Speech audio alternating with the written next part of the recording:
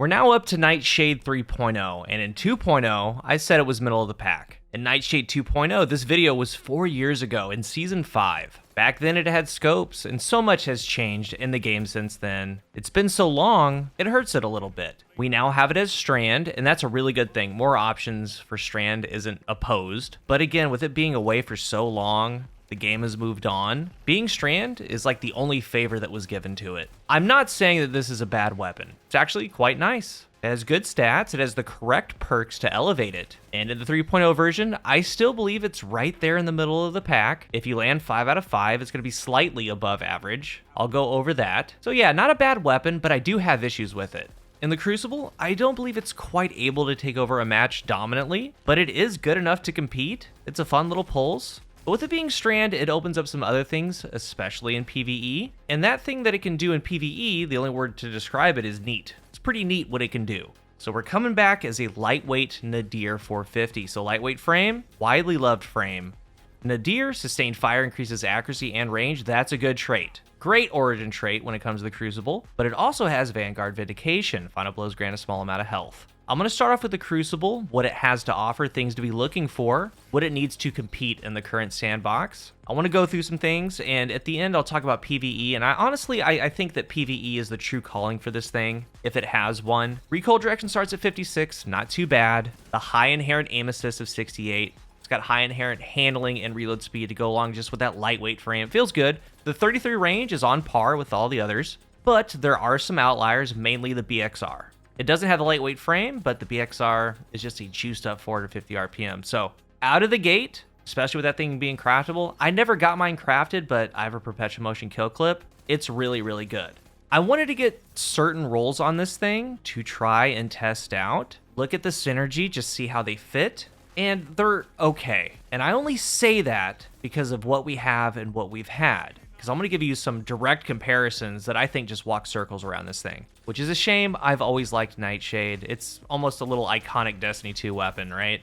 In the third column, Outlaw, Heating Up, Rangefinder, Keep Away, Enlightened Action, Under Pressure. Fourth column, Kill Clip, Encore, Headseeker, Collective Action, Moving Target, and then Hatchling. So as far as the Crucible, you're going to put on a Nadir Focus for the increased accuracy and range. That's always good. Let's look at the main role you're going to be seeing in the background Crucible gameplay. It's full bore, light mag, heating up, kill clip, Nadir Focus, range masterwork. So 63 range. And the things that I wanted for this thing would be keep away kill clip or heating up kill clip. Now, heating up, the reason for that, you get a kill, immediately procs. It goes to ×1, then to ×2. So plus 15 stability, 20 recoil direction per stack, and accuracy help. So that's adding on with Nadir, and it feels great once I get that going. And then, of course, ×2, 30 stability, 40 recoil direction.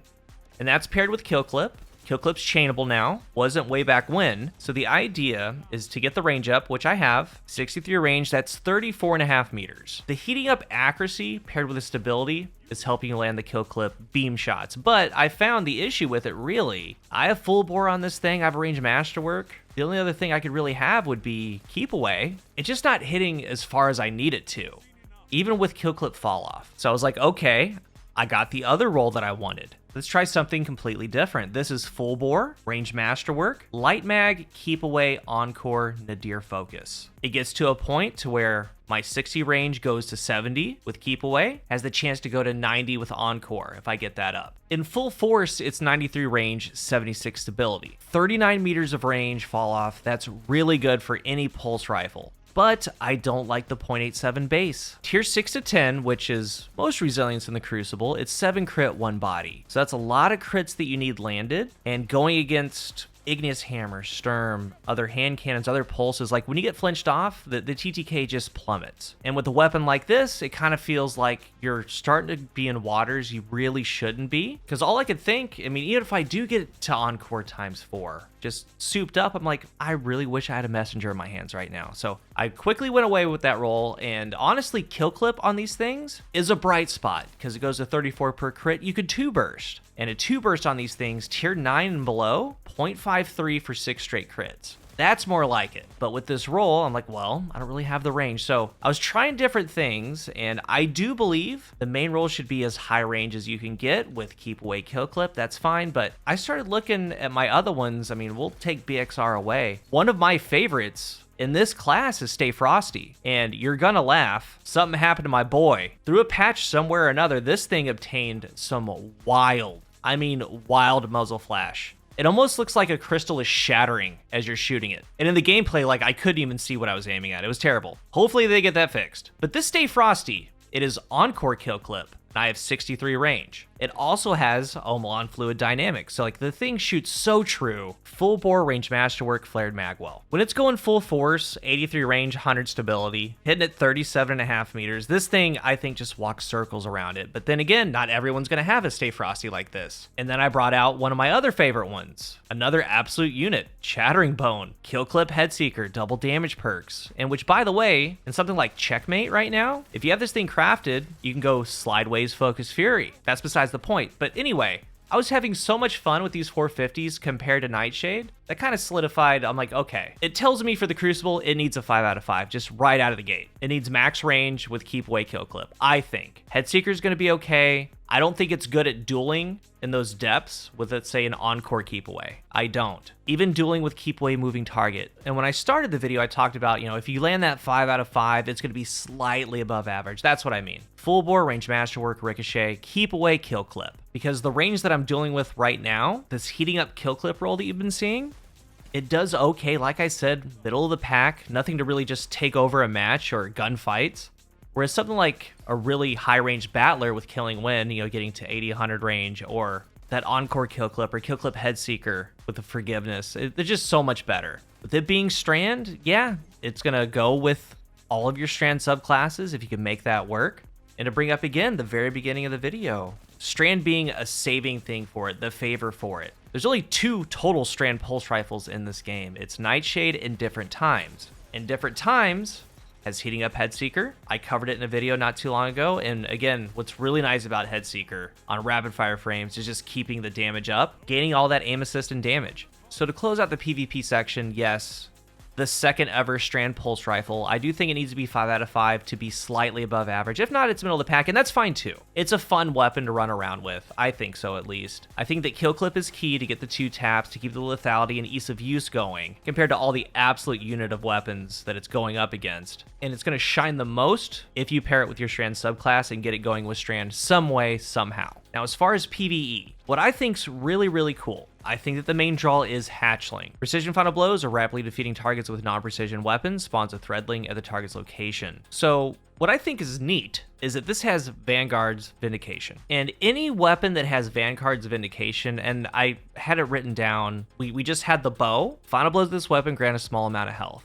If you have, let's say, a solar incandescent weapon that's Vanguard Vindication, you're going to get health on that final blow, and anything that scorches out is also going to give you some health. And it's one of those things that's 7 HP per down, so maybe you scorch out 10 enemies. They're all in a really tight group. 70 hit points right there. And the same thing happens with this pulse rifle. It's like doubling up that perk. It's obviously best going to be used on the strand sub. You're going to get a final blow. You're going to get a little bit of health. The hatchling's going to go out. When it gets a down, you're going to get some health from that. And if it knocks out a group, like 3 or 4 enemies, you'll get your initial 7 hit points and then like 35 health if it destroys a group. So that's pretty cool.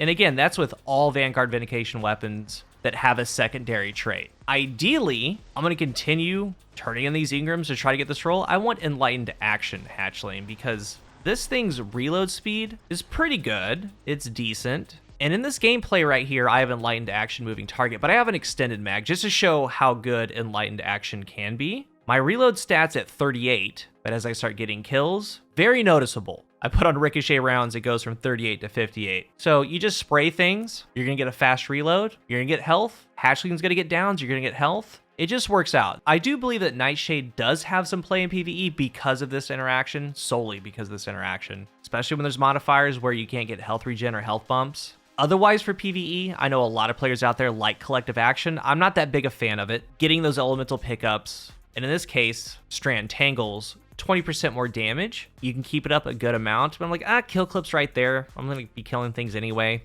25% more damage. So in the 3rd and 4th for PvE, the winner's going to be Hatchling in the 4th. Some of you like collective action, go for it. But Hatchling with Vanguard's Vindication is where I'm going. And then there's the choose your poison of Enlightened Action, Keep Away, or Outlaw. Keep Away, let's remember 30 reload speed just being away from the enemies. It's going to be almost 100 reload. So that's not bad either. Keep Away and Enlightened Action are pretty mindless with Hatchling. Just mow things down at a distance. Get strand going. So this time around with Nightshade 3.0, I think it's more PvE focused. Again, I think that's neat, especially with like a suspend build going for the Warlock or whatever it may be. I think it's really outclassed compared to the other 450 lightweights, but it's also a big question of what you have. And when you get a weapon like this, you do want it to compete. You don't want to be in that 32 meters of range when everybody's really specking for 37.5 to 40. It feels really, really bad when you get in gunfights, and this thing's hitting 24, 23 instead of 27. So I think it needs a lot of help when it comes to the Crucible, but it is a fun little weapon.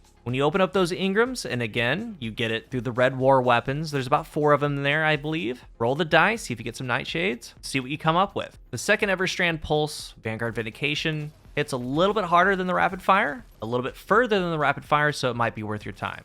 Totally up to you. If you're new here, remember to hit the subscribe button, and if you are subscribed, thank you so much for your support. Let's talk about Nightshade 3.0 down below. What are your thoughts on it? Is it something you can find yourself using in your loadout? Is it something that you have and love, or wasn't really your thing? Let me know your thoughts. Thank you for watching, and until the next one, I am CoolGuy.